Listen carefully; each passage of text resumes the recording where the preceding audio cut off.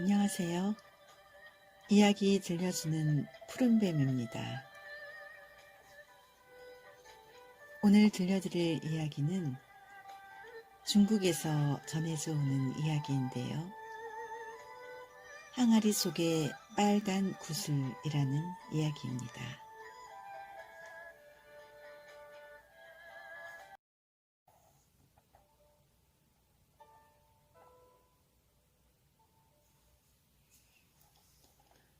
아무도 돌봐주는 이가 없는 고아가 있었습니다.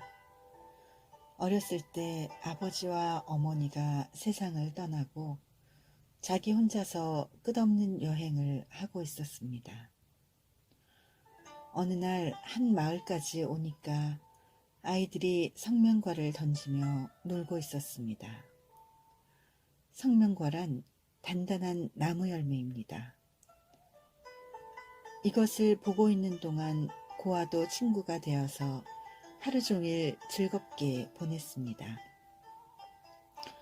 마을 어린이들에겐 모두 아버지와 어머니가 있었습니다. 저녁이 되었습니다. 해님이 서산으로 뉘엿뉘엿 넘어가고 있었습니다. 아버지, 어머니, 형님, 누나가 아이들을 부르러 왔습니다. 아이들은 모두 집으로 돌아가 버렸습니다. 그러나 고아에게는 부르러 오는 사람도 돌아갈 집도 없습니다. 그는 갑자기 외톨이가 되어 쓸쓸해졌습니다. 해도 지고 주위는 캄캄해졌습니다. 할 수 없이 고아는 근처의 외양간에 들어가서 자기로 하였습니다. 고아는 언제나 이렇게 외양간이나 나무 밑에서 자곤 하였습니다. 고아는 자기의 불행에 대하여 이것저것을 생각하는 동안 점점 마음이 약해졌습니다. 나는 아버지도 어머니도 없어. 친구도 돈도 없고 나는 죽어버리는 게 나을는지도 몰라. 고아는 마침내 죽을 생각을 하였습니다. 소와 말에 짓밟혀 죽어야겠다고 생각했습니다. 고아는 목장으로 가는 넓은 길에 드러누워 있었습니다. 마침 그날은 왕자님, 공주님들이 들놀이를 가기 위하여 이 길을 지나갈 참이었습니다. 왕자님과 공주님들은 고아의 머리와 몸 위를 사정없이 짓밟고 지나갔습니다. 그러나 그중 한 사람, 가장 나이 어린 공주님인 나무디만이 고아를 불쌍히 여겨 살짝 피해서 지나갔습니다. 그러자 오빠인 왕자님과 언니인 공주님들은 하하하, 나무디, 너는 이 더러운 고아에게 시집이라도 갈 작정이니? 하고 놀려대었습니다.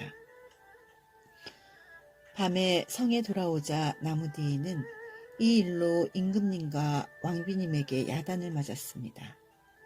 이것은 마치 매운 고추로 머리의 상처를 문지르는 격이었습니다. 나무디는 이제 도저히 참을 수가 없었습니다. 성을 뛰쳐나가 낮에 본 고아와 함께 살아가기로 결심하였습니다. 이 말을 들은 임금님은 크게 화를 냈습니다. 그러다가 녹슨 칼 한 자루와 개 한 마리를 주면서 나가라고 하였습니다. 성을 나온 나무디는 고아와 함께 오두막을 짓고 사이좋게 살고 있었습니다. 나무디가 고아에게 다가가 말했습니다. 오늘은 이 개를 데리고 저쪽 숲속을 다녀와요. 이 개가 멍멍 짖을 때 당신이 개를 불러서 개가 돌아오면 그게 무엇든 가지고 와선 절대로 안 돼요. 만약 당신이 개를 불러도 돌아오지 않고 계속 짖는다면 어떤 것이라도 좋으니까 가지고 오셔요. 고아는 개를 데리고 숲속으로 갔습니다.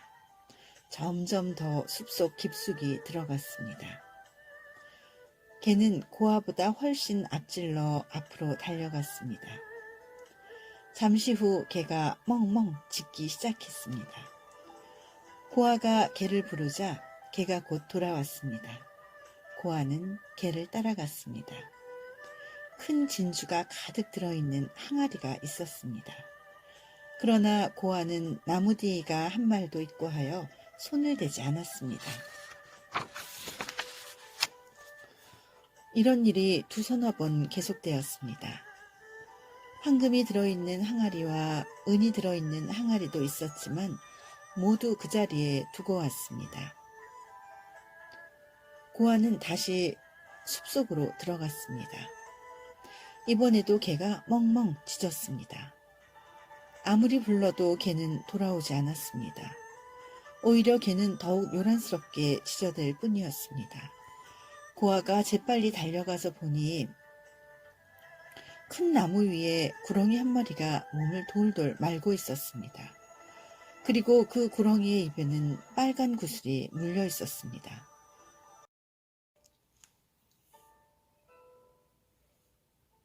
고아는 큰 칼도 도끼도 갖고 있지 않았습니다. 그가 가지고 있는 것이라고는 나무디가 임금님으로부터 받은 작은 칼뿐이었습니다. 고아는 할 수 없이 작은 칼을 들고 구렁이 쪽으로 다가갔습니다. 그러자 구렁이는 입속에 빨간 구슬을 토해내는 것이었습니다. 고아는 그 구슬을 죽자마자 뒤도 돌아보지 않고 마구 뛰어 집으로 돌아왔습니다. 집에 돌아온 고아는 이날 있었던 일을 얘기하고 구슬을 나무디에게 주었습니다. 나무디는 그 구슬을 김치 항아리 속에 넣어서 잘 간직해 두었습니다. 이런 일이 있은 지 꽤 오랜 세월이 흐른 뒤의 일이었습니다.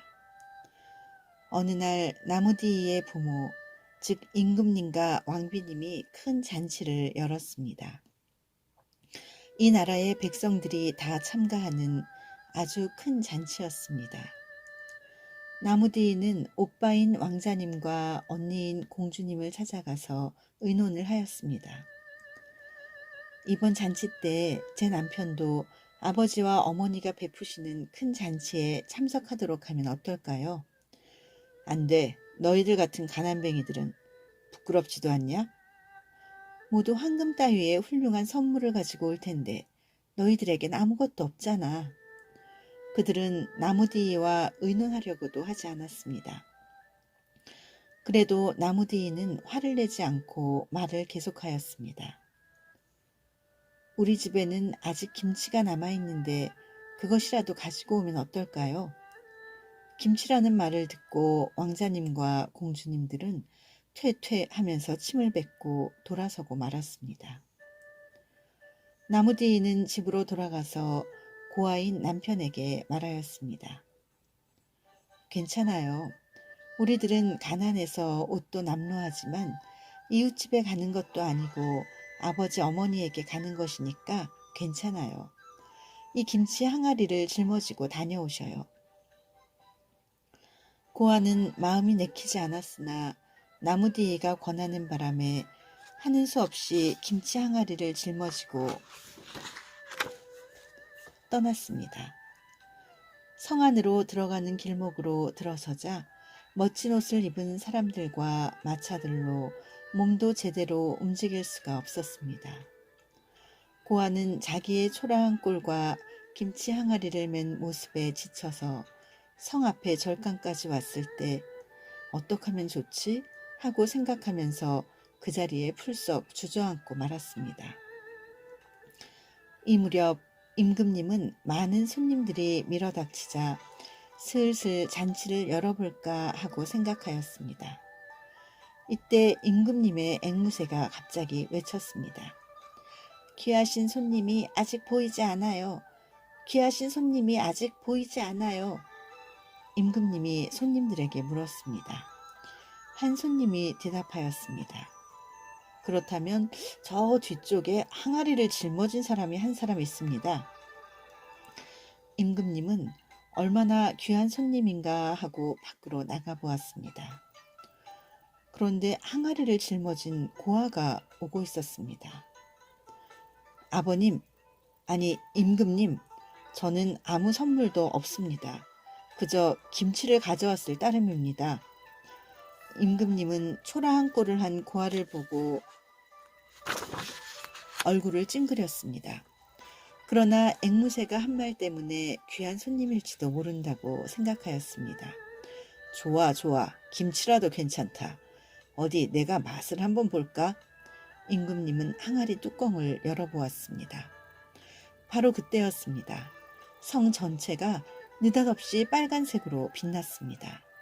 김치 항아리 속에 둔 빨간 구슬의 빛 때문이었습니다. 마당에 나무 위에 앉아있던 새들도 한꺼번에 노래를 부르기 시작하였습니다.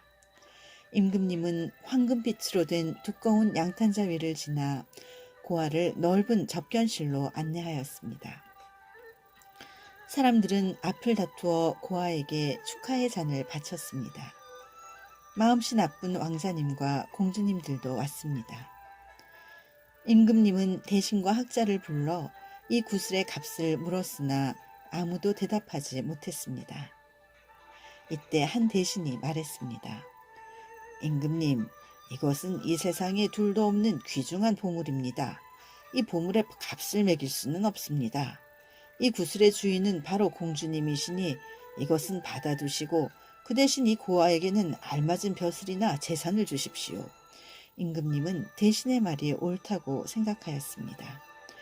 너는 무엇을 갖고 싶으냐? 임금님이 물었습니다. 고아와 나무디는 구슬로 높은 벼슬이나 재산을 손에 넣을 생각은 없었습니다. 두 사람은 임금님으로부터 얼마쯤의 돈을 받아 밭과 농기구를 사서 한평생을 농사꾼으로서 행복하게 살았습니다.